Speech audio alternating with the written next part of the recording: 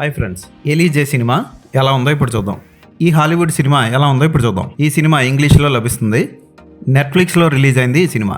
ఓ Japan యువకుడు బార్లో తిరుగుతూ వ్యభిచారం చేస్తూ తిరిగే ఒక అమ్మాయిని ఇష్టపడతాడు. ఆ అమ్మాయి ఎలీజే. ఆ అమ్మాయిని ఇష్టపడి ఆ అమ్మాయిని పెళ్లి చేసుకుంటానని ఆమెకు ఇల్లు, కారు కూడా ఇస్తాడు. ఆ అమ్మాయి ప్రెగ్నెంట్ కూడా అవుతుంది.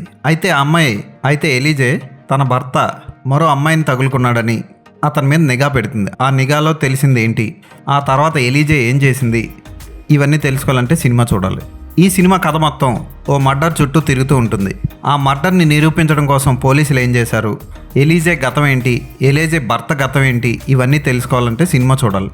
సినిమా చాలా బాగుంటుంది. స్టార్టింగ్ సీన్ నుంచి ఎండింగ్ వరకు గ్రిప్పింగ్ స్క్రీన్ ప్లేతో సాగుతుంది. అక్కడక్కడ అసభ్యకర సన్నివేశాలు వస్తాయి, అయినా పర్వాలేదు, ఇంట్రెస్టింగ్గా సాగుతుంది. ఇది ఒక డార్క్ థ్రిల్లర్. ఫ్యామిలీతో కలిసి చూడలేం, సింగిల్గానే చూడాలి. హీరోయిన్ ఎలీజే పాత్రలో సూపర్గా చేసిందని చెప్పొచ్చు. ఆమె కళ్ళతోనే చాలా ఎక్స్ప్రెషన్స్ పలికించింది. ఇక హీరోయిన్ భర్త పాత్రలో నటించిన జపాన్ వ్యక్తి బాగా చేశాడు. ప్రతి మనిషిలోని చాలా చీకటి కోణాలు ఉంటాయంటూ వాటిని మెల్లిగా తెలుసుకోవడమే జీవితం అంటూ చూపిస్తాడు దర్శకుడు. ఫోటోగ్రఫీ బాగుంటుంది, ఎడిటింగ్ బాగుంది, ఎక్కడ ఒక్క అనవసరం సన్నివేశం రాలేదు. అయితే ఎలీజే పాత్ర నిజ జీవితంలో పాపం అనుభవించిన ఆవిడ ఎవరో కానీ చివరికి ఆవిడకి ఏం జరిగిందన్న తెలిసిన తర్వాత చాలా బాధపడతాం మనం. క్లైమాక్స్లో సినిమా అంతా అయిపోయాక ఎండ్ టైటిల్స్లో చెప్తారు ఆవిడకి ఏం జరిగిందో. ఈ సినిమా ఇంట్రెస్టింగ్గా సాగిన డార్క్ థ్రిల్లర్. ఇంగ్లీష్లోనే ఉంది, నెట్ఫ్లిక్స్లో ఉంది, మిస్ అవ్వకుండా చూడండి. హీరోయిన్ హీరోతో కలిసి వేటకెళ్ళే సన్నివేశం ఒకటి ఉంటుంది. ఆ సన్నివేశం తర్వాత వచ్చే సన్నివేశానికి క్లైమాక్స్లో వచ్చే సన్నివేశాన్ని చక్కగా ముడిపెట్టాడు దర్శకుడు. ఈ సినిమాకి నేను ఇచ్చే రేటింగ్ 3.5/5.